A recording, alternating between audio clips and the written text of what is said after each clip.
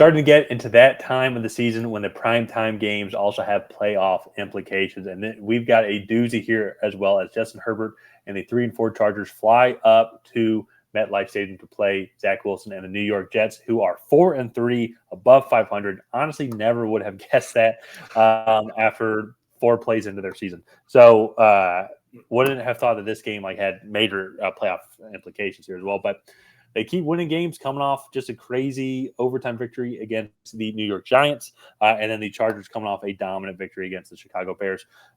Not 2 wins I'd hang your hat on and say but I guess any win's a good confidence win. But just in general, good to see the Chargers still playing well. I kind of agree with what you said too before we started recording this. Still don't trust them. Still don't trust the Chargers here. I think mainly for me, at least, their head coach. But they are also started to go down the injury bug as well. As also looks like Josh Palmer went down in their last game as well and hopped off the field.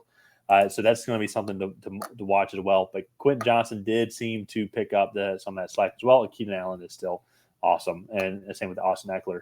But switching over to you, though, here, and I want to start off with the question here. The Jets, currently right now, if you look at their depth chart on our lads, do not have a starting center or backup center. No, they're pulling a guy off their practice squad. Yep.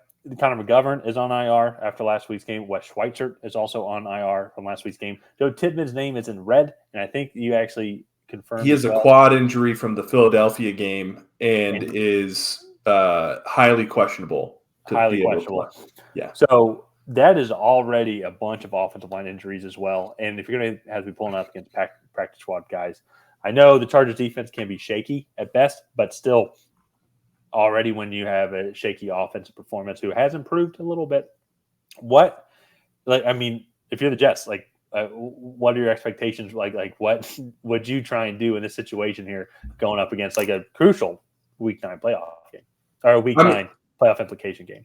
Yeah, I mean, for me, I honestly don't know. It's not like it's a tackle where you can put a tight end over there or send a running back out that way to chip.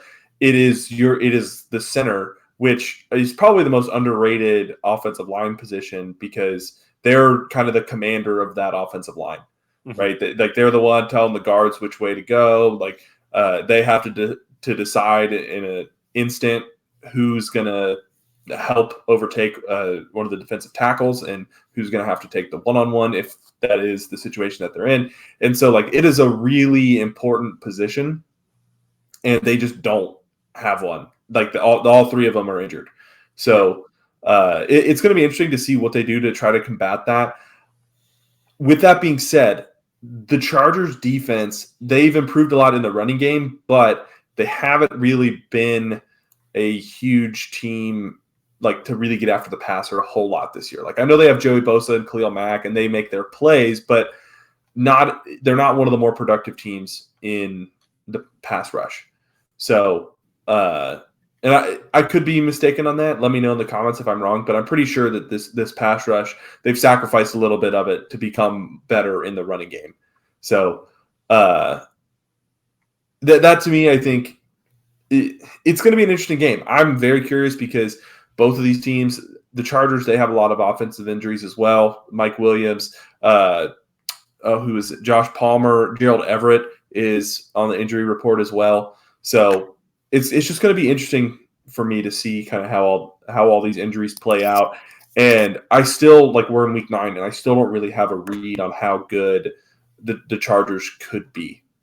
So yeah, it's easy to I feel to play the hype train coming into this game, and how great that they looked against the Chicago Bears. Offense looked great, but being honest, a lot of offenses look great against the Chicago Bears, and so good to see them kind of build off that performance here. The thing for me when it comes to this, and I go look at their past 2 losses here against the Chiefs and against the Cowboys. Questionable, I think, coaching decisions. I think played a lot of into those losses, especially the Cowboys loss as well. And the Cowboys team also as well. I mean, maybe a little bit superior, but talent-wise, though, like I think the Chargers talent-wise can hang with them. Same thing with the Chiefs as well. I feel like they can hang with them. This is just where I think the coaching is where it kind of pulls them back. And I feel like we're just a broken record now saying this on every single Chargers video, but it just does. Like in these big games, Yeah. and this to me is just going to be my concern is Robert Saleh has had to game plan for these grinded out games all season long ever since Aaron Rodgers lost. So like I feel like he is as close to a master as like game management, putting his team in the best situation to win every single week because he has to be. Just knowing like that's the way that the team is built. While the Chargers, it's just like I feel like uncontrollable aggression all the time, and it puts the teams in unfavorable situations. And I think I'm curious if that is what's going to come down to this game here, going up against Zach Wilson and the New York Jets. Yeah. So let's just go ahead and get into our predictions here. But before we do that, if you guys have not already, please go ahead and like and subscribe. It's the best way to help out the channel, and you'll get notified when we create new content. We do appreciate everybody helping us get to 2,000 subscribers before Halloween. That was a goal of ours. We just wanted to say thank you real quick. And Tyler, I'm going to throw it over to you. Who do you have coming out ahead in this matchup? I knew you were going to try and do this because I know if it makes you feel better, I will go first. I'll go first. No. That's fine. No. Because you wanted me to go first. So then you can see who I picked. I totally get it. We have our season-long competition. Hold on. I'll write down my pick on the sheet of paper. Okay. And it will not change depending on who you pick. I'm torn between going with like what I want. Like I want to see the Jets win this game, but then I'm also torn between going like what was my preseason prediction here coming through, and I penciled in the Chargers as one of the teams as like a lock for the playoffs, but. I think I'll go with my emotions. I'll go with the New York Jets here. I think that Brandon Staley is going to cost them the game. I have a feeling that they're just going to find just a future Hall of Fame center somewhere out in the parking lot to play center for them. Probably this might not be the best pick, but there's kind of my upset pick. The Jets just seem to find a way. They have a great defense. Secondary wise, Sauce Gardner, DJ Reader as well. They're going to be going up against that a weekend. Los Angeles Chargers receiving room.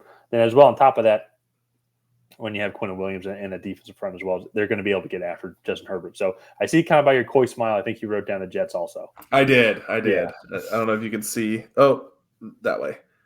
Yeah, New York Jets. For me, so we're probably both stupid, but we're definitely both stupid. So. Hey, we're related. But for me, like we were talking about that, and like in my head, I was like, the Jets, they just keep finding ways to win these games, and Brandon Staley just keeps finding ways to lose these games. And I was like, who do I trust more to come out with a game plan that can frustrate a really talented offense? And I don't even like outside of Herbert and Keenan Allen, they don't really have a lot of like elite talent. Austin Eckler, I would say. Well, Austin Eckler, that's true. Yeah. But like.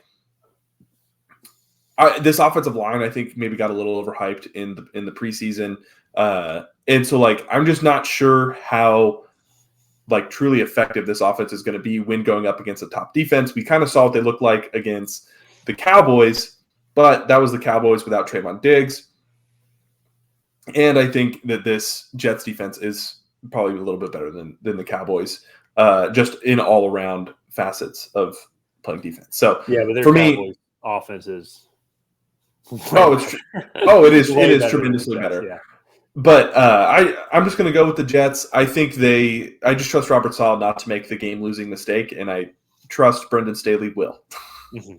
So we're both going to go with the Jets in this matchup, surprisingly, because I had no idea who I was picking coming into this video. So neither did I.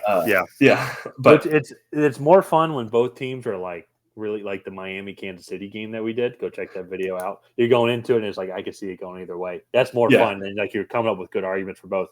Now you're like coming up for like you're just coming up with arguments. They're not good. Like why this team is going to lose? Yeah. Why am I actually picking the Jets? I have no idea why. I guess I just want to see them win. And so I guess and then it'll be neat to then see the Aaron Rodgers story arc as well go on to the playoffs. That would be crazy, but I mean, that's highly unlikely. But anyways, we're probably wrong, but it's whatever. So yeah. So let's go ahead and wrap up this video here. If you guys have not already, please go ahead and like and subscribe. Leave a comment down below on who you think is going to come out ahead. And other than that, we will see you guys next time.